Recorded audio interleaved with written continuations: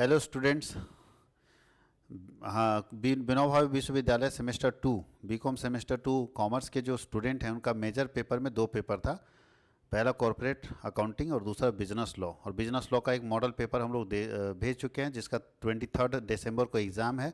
आज second model paper जा रहा है, एक और मॉडल पेपर जाएगा, यानी 3 हम लोग मॉडल सेट आपको देंगे जिसमें लगभग क्वेश्चन आप अगर इसको कर लेते हैं तो फाइनल एग्जाम में आपका अच्छा खासा क्वेश्चन मैच करेगा और आपको लिखने का क्षमता आपके अंदर होना चाहिए, आप आसानी से लिख सकते हैं। तो ये मॉडल सेट 2 है सेमेस्टर 2 का। तो आपको क्वेश्चन का पैटर्न तो बता दिया गया कि क्वेश्चन कैसे पूछेगा। क्वेश्चन पूछने का पैटर्न मॉडल सेट 1 में ही बता दिया गया। तो अब हम ज़्यादा समय ना लेते हुए, क्योंकि आपके पास समय कम है, डायरेक्ट क्वेश्चन पे आते हैं। सबसे पहला क्वेश्चन है प्रपोजल क्या है। तो प्रपोजल का मतलब क्या होता है? प्रस्ताव। समझते हो आप लोग कि जब एक व्यक्ति किसी दूसरे व्यक्ति के पास इस उद्देश्य से कि वह व्यक्ति उस प्रस्ताव को स्वीकार कर भी सकता है और नहीं भी कर सकता है, तो अपनी बात को अगर दूसरे व्यक्ति के पास रखता है तो कहा जाएगा कि पहले व्यक्ति ने दूसरे व्यक्ति को प्रस्ताव दिया, प्रपोजल दिया। अब बिना प्रपोजल का इस दुनिया में कोई काम नहीं होता है। सबसे पहले प्रपोजल देना पड़ता है, तब काम होता है। ठीक है। शादी विवाह के मैटर में भी क्या होता है बताइए? कोई तुमको बहुत पसंद है तो सबसे पहले क्या दोगे? बहुत पसंद है अगर कोई, तो तुम सबसे पहले प्रपोजल दोगे। मान लीजिए कि हाँ, अगर किसी मिस्टर एक्स को अपनी बेटी की शादी करनी है, उसको पसंद है कि भैया मिस्टर वाई का बेटा बहुत अच्छा है, कामयाब है, तो सबसे पहले मिस्टर एक्स मिस्टर वाई को एक प्रस्ताव देगा, प्रपोजल देगा। अब मिस्टर एक्स जो है वो मिस्टर वाई को प्रपोजल दे रहा है। ठीक है। चाहे जरूरी नहीं कि माता पिता प्रपोजल, कभी लड़का को लड़की पसंद आ गई, लड़की को लड़का पसंद आ गया, तो सबसे पहले एक प्रपोजल आता है।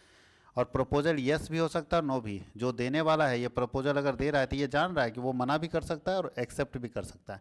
तो याद रखना, प्रपोजल का मतलब जब एक व्यक्ति इस उद्देश्य से कि सामने वाला उसको एक्सेप्ट भी कर सकता है और रिजेक्ट भी कर सकता है, अपनी बात रखता है, तो इसे कहा जाएगा कि आपने प्रस्ताव दिया, प्रपोजल दिया है। तो लिखा, किसी व्यक्ति द्वारा स्वेच्छा से, अपनी इच्छा से, अस्पष्ट शर्तों के आधार पर किसी ठहराव का पक्षकार बनने की इच्छा को व्यक्त करना कि भाई हम एक एग्रीमेंट बनाएंगे, उसमें आप पक्षकार बनिए, ये प्रस्ताव कहलाता है। दूसरा है वाइड एग्रीमेंट। क्या होता है? तो अगर फर्स्ट सेट देखे होंगे मॉडल सेट, तो आपको बताए थे कि एग्रीमेंट जब बनता है सबसे पहले प्रपोजल, प्रपोजल से बनता है प्रॉमिस, प्रॉमिस से बनता है होता है कंसलेशन, कंसलेशन, ये तीनों को जोड़ देंगे तो एग्रीमेंट होगा। एग्रीमेंट अगर सही होगा, वैलिड होगा, तो वो कॉन्ट्रैक्ट बन जाता है। और वॉइड होगा तो एग्रीमेंट होता है। वॉइड का मतलब है ऐसा एग्रीमेंट जिसमें कॉन्ट्रैक्ट बनने की सारी बातें नहीं है। ऐसा एग्रीमेंट जिसमें कॉन्ट्रैक्ट बनने की सारी बातें नहीं है, जिसे कानून द्वारा सही नहीं माना जाता है, वो वॉइड एग्रीमेंट कहलाता है। देखिए लिखा होगा, according to the section 2 subsection G of the Indian Contract Act, agreements, या अरेंजमेंट लिखा गया, अरेंजमेंट नहीं होना चाहिए, agreements which can not be made enforceable by law. Enforceable by law का मतलब है कि जिसको कानून के द्वारा लागू नहीं किया जा सकता। तो यहाँ लिखा है कैन नॉट बी, जिसे लागू नहीं किया जा सकता है, वो कहलाता है वॉइड एग्रीमेंट, वो कहलाता है void agreement.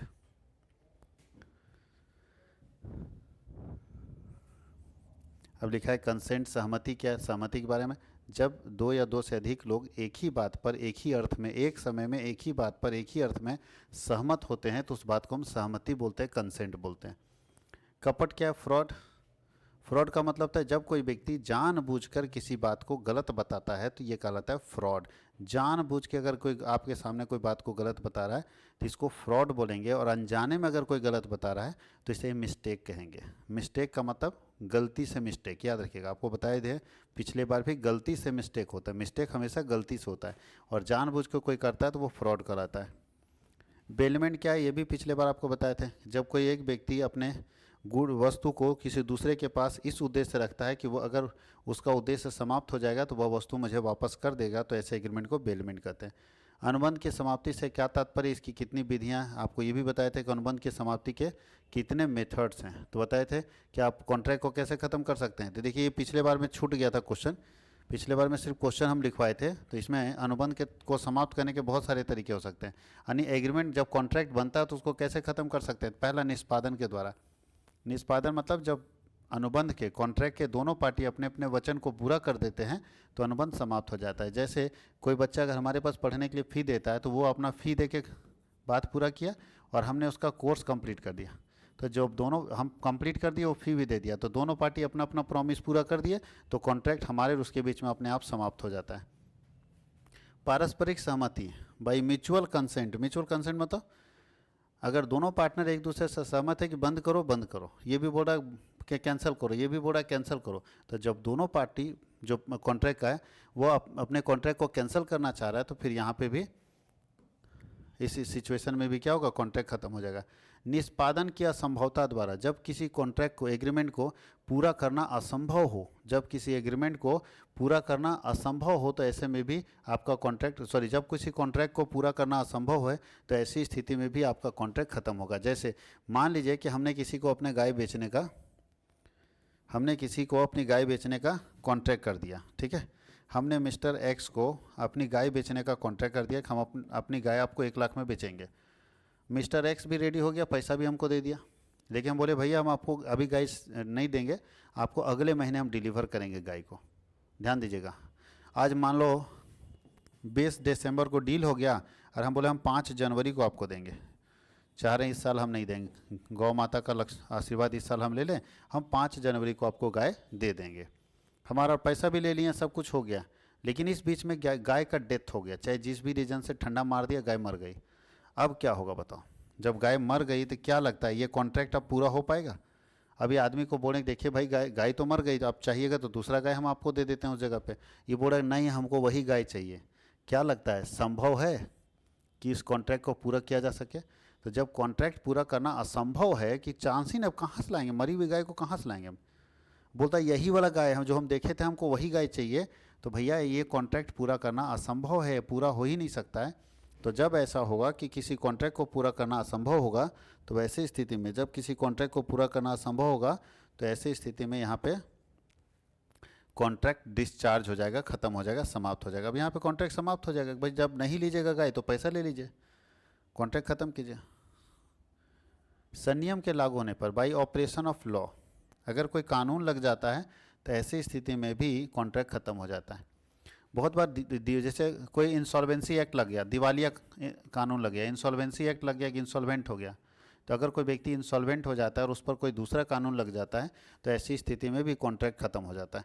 Lapse of time, समय समाप्त हो जाता है तो भी कॉन्ट्रैक्ट खत्म हो जाता है। जैसे 10 साल का हमने कॉन्ट्रैक्ट किया था, 10 ईयर्स खत्म, कॉन्ट्रैक्ट खत्म। उसके बाद है बाई मेटेरियल अल्ट्रेशन, अगर ध्यान रखिएगा 2 पार्टी है, मिस्टर एक्स और मिस्टर वाई। अब मान लेते हैं कि कॉन्ट्रैक्ट के शर्तों में, जो कॉन्ट्रैक्ट का शर्त, दोनों के बीच में कॉन्ट्रैक्ट हुआ था, इसकी शर्तों में मिस्टर एक्स क्या किया, बिना मिस्टर वाई से पूछे और उसमें बहुत सारी बातों को चेंज कर दिया, बिना वाई से पूछे और कॉन्ट्रैक्ट में बहुत सारा बात को चेंज कर दिया, तो इसी को बोलते हैं कि बाई मेटेरियल अल्टरेशन। इसमें कुछ महत्वपूर्ण बातों को चेंज कर दिया, तो जिस दिन वाई को पता चलेगा उस दिन कॉन्ट्रैक्ट कैंसिल कर देगा, हटाओ यार तुम एकदम दगाबाज आदमी, धोखेबाज आदमी, मेरे से बात कुछ और होता है, एग्रीमेंट चेंज कर दिया तुम। तो एग्रीमेंट अगर कुछ चेंज कर दिया या बहुत बड़ा बदलाव कर दिया, देखिए लिखा है यदि एक पक्षकार दूसरे पक्षकार की सहमति के बिना, मतलब उससे पूछे बिना अनुबंध की शर्तों में कुछ महत्वपूर्ण परिवर्तन कर देता है, तब ऐसी स्थिति में हम लोग बोलेंगे कि मटेरियल अल्टरेशन हुआ है, भाई इसमें कुछ छेड़छाड़ हुआ है, हम इस कॉन्ट्रैक्ट को कंटिन्यू नहीं कर सकते। और ब्रीच ऑफ कॉन्ट्रैक्ट, खंडन करना, खंडन मतलब जब अनुबंध के कोई एक पक्षकार, अनुबंध का कोई एक पक्षकार अपने वचन को पूरा करने से मना कर देता है, तो उसको हम लोग बोलते हैं खंडन के द्वारा, उसको हम लोग बोलते हैं खंडन, खंडन के द्वारा समापन।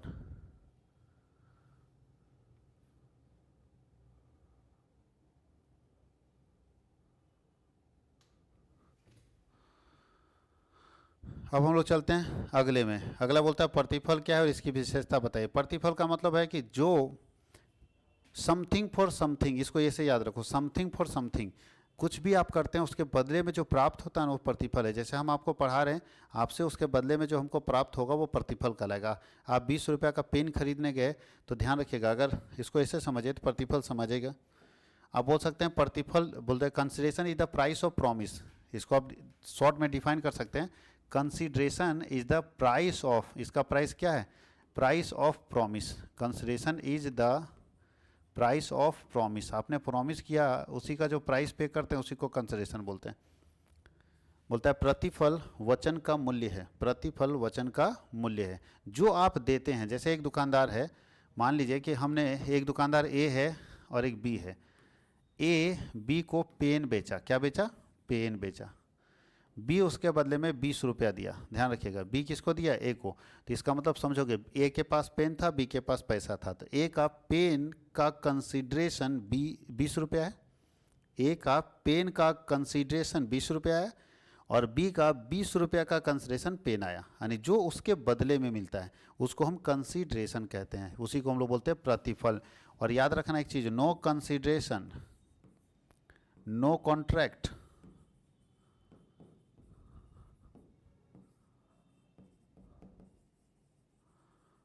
No consideration no contract. अगर कंसिडरेशन नहीं होगा आपस में तो कॉन्ट्रैक्ट भी नहीं बनेगा। तो बोलता है नो कंसिडरेशन नो कॉन्ट्रैक्ट, अगर किसी तरह का कंसिडरेशन नहीं है, प्रतिफल नहीं है, तो कॉन्ट्रैक्ट भी नहीं बनेगा। इसलिए यहाँ लिखा है कि कंसिडरेशन क्या है, तो consideration is the price of promise, आप जो वचन देते हैं उसके बदले में जो आपको प्राप्त होता है वो कहलाता है कंसिडरेशन। लिखा है फीचर्स ऑफ कंसिडरेशन, तो बोलता है consideration must be at the desire of the promisor. हम आपको पढ़ा रहे हैं तो कंसिडरेशन मेरी इच्छा पर ना होना चाहिए, हम जितना मांगेंगे आपको देना पड़ेगा, पसंद है तो दीजिए, नहीं पसंद है तो मत दीजिए, लेकिन कंसिडरेशन मेरी इच्छा पर होना चाहिए, ठीक है, प्रोमिसर की इच्छा पर होना चाहिए, जितना मांगेगा वो आपको देना पड़ेगा। आगे क्या है, कंसिडरेशन में बी फॉर्म द प्रॉमिस और एनी अदर पर्सन। बताइए, कंसिडरेशन या तो हमको मिले या तो किसी और व्यक्ति को मिले। मान लो कि हम आपको पढ़ाए तो पैसा या तो आप हमको दे सकते हो, या हमने बोल दिया कि ऐसा करो मिस्टर एक्स को दे दो, तो आप मिस्टर एक्स को दे सकते हो। तो बोलता है कंसिडरेशन किसी को भी पे हो सकता है, या आप बोल सकते हैं कि कंसिडरेशन हमको मिल सकता है दोनों पार्टी से। जैसे आप हमारे पास पढ़ रहे हैं तो या आप खुद भी दे सकते हैं प्रॉमिसर, और या तो आपके पापा दे सकते हैं। तो कंसिडरेशन कहीं से भी रिसीव हो सकता है, चाहे जो सामने सर्विस ले रहा है वो पार्टी दे सकता है, या कोई थर्ड पार्टी भी दे सकता है उसका payment. Consideration may be to do act और to abstain from a promise. बोलता है कि किसी काम को करने और नहीं करने दोनों के बदले में कंसिडरेशन हो सकता है। किसी काम को करने का भी कंसिडरेशन हो सकता है और किसी काम को नहीं करने का भी कंसिडरेशन हो सकता है। जैसे आप हमारे ज़मीन में जब हम घर बनाएंगे, आप परेशान हमको नहीं करेंगे, आपको 20,000 चाहिए, लीजिए। अब एक आदमी से मेरा कॉन्ट्रैक्ट हुआ, बोला आपके ज़मीन में हम जरा सा भी तंग नहीं करेंगे, आपको 20,000 दीजिए। तो हम 20,000 जो दे रहे हैं किस लिए दे रहे हैं, तंग नहीं करने के कारण, कि भाई मेरे ज़मीन में कोई काम आप परेशान नहीं करेंगे, तो परेशान नहीं करने के कारण जो हम पे कर रहे हैं उसको हम लोग बोलते हैं कंसिडरेशन। तो कंसिडरेशन कोई काम करने का भी हो सकता है और कोई काम नहीं करने का भी हो सकता है। Consideration must not be unlawful, consideration जो है अवैधानिक नहीं होना चाहिए, अनलॉफुल नहीं होना चाहिए, गलत नहीं होना चाहिए। अब ऐसा ना हो कि हमको कोई पैसा दे रहा है 5 लाख रुपये और हम उसको AK-47 दे रहे हैं। ऐसा ना हो कि हम किसी को 5 लाख दे रहे हैं, वो हमको गांजा और अफीम दे रहा है। ये कंसिडरेशन अनलॉफुल है, याद रखिएगा, लॉफुल होना चाहिए। कानून की दृष्टि से सही कंसिडरेशन आपको मिलना चाहिए, अनलॉफुल कंसिडरेशन नहीं होना चाहिए। और consideration must be real, consideration हमेशा रियल होना चाहिए, वास्तविक होना चाहिए, जो दिखाई देता है, ठीक है। अब किसी को मान लो किसी को हम खाना वाना खिला लिए, 5,000 का बिल बन गया, या कोई साधु महात्मा आ गए 5,000 का सामान खरीदे, अब बोले बाबा पैसा, बोले जिंदा रहो बच्चा, खुश रहो बच्चा, ठीक है, जय भवानी, हो गया, कहानी खत्म, निकल गए। तो भैया ये कंसिडरेशन ही, तो कंसिडरेशन हमेशा रियल होना चाहिए। आशीर्वाद से हमको कोई मतलब नहीं है, कानून आशीर्वाद को नहीं मानता है। ये देखिए पूरा कहानी यहाँ दिया है। अब ग्रुप बी की बात करें तो यहाँ सबसे पहले है प्रस्ताव क्या है, इसके कितने प्रकार हैं। तो बोलता है फिर वही, एक व्यक्ति अपनी इच्छा से किसी दूसरे व्यक्ति के पास अपनी बात को रखता है, इस उद्देश्य से कि वो व्यक्ति उस बात को स्वीकार भी कर सकता है और अस्वीकार भी कर सकता है, तो ये कहलाता है proposal. The expression of person's willingness to become according to his expressed a party to an agreement is called an offer or proposal। Classification of proposal में सबसे पहले जनरल प्रपोजल है, जनरल प्रपोजल सामान्य प्रस्ताव, स्पेशल प्रपोजल हो सकता है विशेष प्रस्ताव, जवाबी काउंटर प्रपोजल हो सकता है, क्रॉस ऑफर हो सकता है और स्टैंडिंग ऑफर हो सकता है। जनरल प्रपोजल मतलब सबके लिए मिला, कोई भी इसे उसको स्वीकार कर सकता है। जैसे जब कोई कॉलेज एडमिशन देता है, जो छोटा कॉलेज है, छोटा कॉलेज जब कोई कॉलेज एडमिशन बच्चों को देता है तो वो जनरल प्रपोजल निकालता है, जनरल ऑफर निकालता है। कोई भी व्यक्ति इसको एक्सेप्ट कर सकता है, इस ऑफर को कोई भी, बोलता है कोई भी हमारे यहाँ एडमिशन करा सकते हो। लेकिन कुछ कॉलेजेज ऐसा नहीं निकालते हैं, कुछ कॉलेज स्पेशल ऑफर निकालता है, बोलता है कि यही व्यक्ति हमारे यहाँ कर सकता है जिसका 90+ होगा मार्क्स। तो जनरल प्रपोजल का मतलब कोई भी व्यक्ति इसको स्वीकार कर सकता है। यह बड़े पैमाने पर जनता के लिए किया गया एक प्रस्ताव है, और इसलिए कोई भी इसे स्वीकार कर सकता है, कोई भी एक्सेप्ट कर सकता है। ये जनरल प्रपोजल हो गया, ठीक है। यहीं से समझा देते। और स्पेशल प्रपोजल का मतलब किसी स्पेशल व्यक्ति को ही हम लोग प्रपोजल, जैसे अभी बताया, लिख दिया कि जिसका 90 प्लस मार्क्स होगा वही हमारे यहाँ एडमिशन कराएंगे, ये स्पेशल प्रपोजल होगा। और जनरल प्रपोजल मतलब कोई भी व्यक्ति हमारे यहाँ एडमिशन ले सकता है, सबके लिए मेरा दरवाज़ा खुला हुआ है, जनरल प्रपोजल है। काउंटर प्रपोजल अभी इन दोनों में आप लोग कमेंट करके जरूर बताइएगा कि शादी विवाह जब होता है तो कौन सा प्रपोजल होता है, शादी विवाह में कौन सा प्रपोजल माना जाता है, आप जरूर कमेंट करके बताएंगे। जनरल प्रपोजल होता है या स्पेशल प्रपोजल होता है, ये जरूर कमेंट करके बताएंगे कि शादी जब आप करने जाते हैं तो उस समय भी आप प्रस्ताव देते हैं। किसी लड़की से दोस्ती करना है, लड़के से दोस्ती करना है, तो उसमें भी आप प्रस्ताव देते हैं, तो वो प्रपोजल कौन सा है, जनरल है या स्पेशल है, ये जरूर कमेंट करके आप बताएंगे कि कौन सा प्रपोजल होता है जब हम किसी से दोस्ती करना चाहते हैं, किसी से बात करना चाहते हैं, तो कौन सा प्रपोजल देते हैं। तो पहला सवाल ये हो गया। दूसरा, सीता, जब राम भगवान का जो शादी विवाह हुआ था सीता का, उस समय कौन सा प्रपोजल दिया गया था, सीता के तरफ से प्रस्ताव था ना भाई, उसके पिताजी की तरफ से। अब जानकी के जो पिताजी थे जनकपुर के राजा, उनके तरफ से तो प्रस्ताव दिया गया था, तभी ना वहाँ धनुष कैसे टूटेगा देखने के लिए आए थे राम भगवान। तो ये चीज़ हम जानना चाहते हैं कि सीता का जब विवाह हुआ था वो किस तरह का प्रस्ताव था, और हम लोग के समय में जो विवाह होता है वो किस तरह का प्रस्ताव है, कमेंट करके ज़रूर बताएंगे, तब हम देखेंगे कि आप लोगों को बात समझ आ रही कि नहीं। काउंटर ऑफर का मतलब क्या होता है, इसका भी एक एग्जाम्पल आप देंगे हमको, इसका भी एग्जाम्पल कमेंट में देंगे। काउंटर ऑफर का मतलब होता है जब हम किसी के सामने ऑफर रखें, अब मेरे ऑफर को सुने बगैर वो उल्टा ऑफर हम ही को मार दिया। जैसे हम किसी को ऑफर दिए, भैया आपका जो मोटरसाइकिल है ना, ये अगर आप बेचोगे तो हम आपको 30,000 में खरीदेंगे, या कोई हमको बोला सतीश जी आप ले लो इसको, हम 30,000 में देंगे, ये मोटरसाइकिल हम आपको 30,000 में दे देंगे। हम उसका बात सुने भी नहीं, ये सुनो कुछ नहीं बोले, हम सीधा बोलते हैं कि 20,000 में दोगे क्या। मतलब एक आदमी के प्रस्ताव को हम सुने बगैर हम अपनी तरफ से प्रस्ताव दे दिए कि हम 30,000 नहीं 20,000 में दोगे क्या। हम इसका प्रस्ताव को कैंसिल कर दिए और उसके जगह पे हम एक प्रस्ताव मार दिए, उसको बोलते हैं काउंटर। क्या बोलते हैं, काउंटर। वो यानी उधर से सवाल दिया और इधर से हम उल्टा दाग दिए कि इतना में दोगे क्या, इसको बोलते हैं काउंटर ऑफर। क्रॉस ऑफर भी एक होता है। क्रॉस ऑफर बहुत रेयर केस में होता है कि जब एक पार्टी दूसरे पार्टी को ऑफर किया और दूसरा पार्टी भी पहले पार्टी को ऑफर कर दिया, ठीक है, ये क्रॉस ऑफर होता है। अब इसका एग्जांपल कैसे समझा दे। मान लीजिए कि मिस्टर एक्स अपना कोई कार बेचना चाहता था, मिस्टर वाई उसका बहुत अच्छा दोस्त है। अब एक्स यहाँ है, वाई यहाँ है, बहुत अच्छा दोस्त है वाई। अब मिस्टर एक्स क्या किया, उसको लगा चलो वाई को प्रपोजल दे देते, इसी को प्रस्ताव दे दिया कि भाई तुम लिख के भेजा कि हम तुमको गाड़ी बेचना चाहते हैं। जिस समय ये लिख के भेजा उसी समय ये भी लिख के भेजा, यानी इसका प्रस्ताव गया और वापस में इसका प्रस्ताव भी आ गया, तो उसको हम लोग बोलते हैं क्रॉस ऑफर। एक दूसरे को दोनों ऑफर दे दिया, जबकि इसमें क्रॉस नहीं हो रहा था, क्रॉस ही नहीं हो रहा है, यहाँ पे उसके ऑफर को हम रिसीव कर रहे हैं फिर हम अपना ऑफर दे रहे हैं, तो इसको क्रॉस नहीं, इसको काउंटर बोलते हैं। और क्रॉस ऑफर का मतलब है कि दोनों व्यक्ति एक दूसरे को ऑफर कर दिया एक ही समय में, लेकिन दोनों को जानकारी इस बात का नहीं था। बहुत बार ऐसा होता है कि दो लोगों के बीच में इतना अच्छा संबंध है, इतनी अच्छी दोस्ती है कि ये भी इसको ऑफर मारा ये भी इसको ऑफर मारा, तो ऐसे को हम लोग बोलते हैं क्रॉस ऑफर। स्टैंडिंग ऑफर का मतलब क्या होता है, अस्थाई ऑफर समझते हैं, ऐसा ऑफर जो हमेशा खुला हुआ है, जहाँ पे आप हमेशा एक्सेप्ट कर सकते हैं, ये होता है स्टैंडिंग ऑफर। तो इतने सारे ऑफर्स होते हैं जब हम लोगों के सामने होते हैं। कॉलेज में जो एडमिशन के लिए होता है वो क्या होता है, लिमिटेड पीरियड के लिए रहता है ना। अनुबंध किसे कहते हैं, संक्षेप में एक वैध अनुबंध के आवश्यक तत्वों को बताइए। तो अभी आपको स्टार्टिंग में बता चुके अनुबंध क्या है। तो अनुबंध बनने के लिए क्या जरूरी है, अनुबंध बनने के लिए सबसे पहले प्रपोजल जरूरी है। Proposal plus promise plus consideration, तो ये तीनों से बनता है एग्रीमेंट। अब दो तरह का, वॉइड और वैलिड। वॉइड जो रहेगा वो एग्रीमेंट ही रह जाएगा, वो जीवन भर एग्रीमेंट रहेगा, और वैलिड रहेगा वो कॉन्ट्रैक्ट बन जाएगा। वैलिड रहेगा वो कॉन्ट्रैक्ट बन जाएगा। कोई दिक्कत है, ये है पूरा प्रोसेस।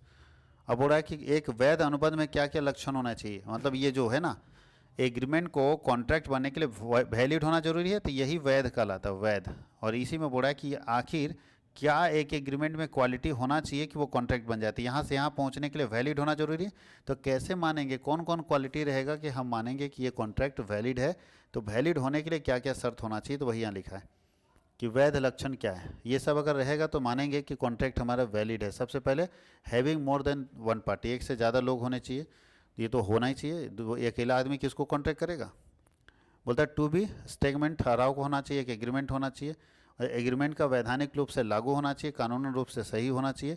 उसके बाद बोलता है कि desire to establish legal liability, अगर हमारे किसी के साथ एग्रीमेंट हुआ है तो हम लोगों की इच्छा होनी चाहिए कि हम लीगल लायबिलिटी को जो है, मतलब लीगल लायबिलिटी का मतलब है कि हम कानूनन रूप से जो बात बोल रहे हैं उस पर खरा उतरेंगे, हंसी मजाक नहीं होना चाहिए एग्रीमेंट में।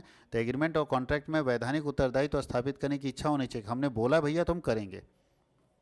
पक्षकारों में अनुबंध करने की क्षमता होनी चाहिए, कॉन्ट्रैक्ट में दो पार्टी होते हैं कम से कम, दोनों पार्टी में अनुबंध करने की क्षमता होनी चाहिए। अनुबंध करने की क्षमता के लिए 3 शर्त है, 18 साल से अधिक उम्र का दोनों पार्टी होना चाहिए, दोनों पार्टी स्वस्थ मस्तिष्क का होना चाहिए, और दोनों पार्टी किसी भी अधिनियम के द्वारा अयोग्य घोषित नहीं होना चाहिए। ये तीनों शर्त अगर पूरा होता है तो मानते हैं कि अनुबंध करने की योग्यता आपके अंदर है, अनुबंध करने की क्षमता आपके अंदर है। पक्षकारों की स्वतंत्र सहमति होनी चाहिए, फ्री कंसेंट होना चाहिए पक्षकारों का। फ्री कंसेंट का मतलब है कि कोई भी पक्षकार अपनी मर्जी से, खुद अपनी मर्जी से हमारे यहाँ कॉन्ट्रैक्ट करने के लिए, एग्रीमेंट करने के लिए तैयार हुआ है, किसी पर फोर्स नहीं किया गया, किसी पर दबाव नहीं डाला गया है। और वैधानिक प्रतिफल एवं उद्देश्य, जो आप कॉन्ट्रैक्ट कर रहे हैं उसका प्रतिफल भी वैधानिक होना चाहिए और उसका उद्देश्य भी वैधानिक होना चाहिए। अब मान लीजिए कि हम कोई कॉन्ट्रैक्ट कर रहे हैं, किसी को मारने की सुपारी दे रहे हैं, तो बताइए हम पैसा तो दे रहे हैं वो ठीक है, लेकिन उसका उद्देश्य मेरा गलत है, इसलिए कॉन्ट्रैक्ट नहीं बन पाएगा। किसी के यहाँ चोरी करने का कॉन्ट्रैक्ट नहीं बन पाएगा, क्योंकि आपका उद्देश्य, आपका प्रतिफल ये वैधानिक नहीं। तो आपका वैधानिक प्रतिफल भी होना चाहिए और वैधानिक उद्देश्य भी होना चाहिए। तो अभी हम लोग इसको ही देखेंगे, एक और वीडियो बनाएंगे जब हम इसके आगे बताएंगे, तो उस वीडियो में आपको और डिटेल पता चलता जाएगा।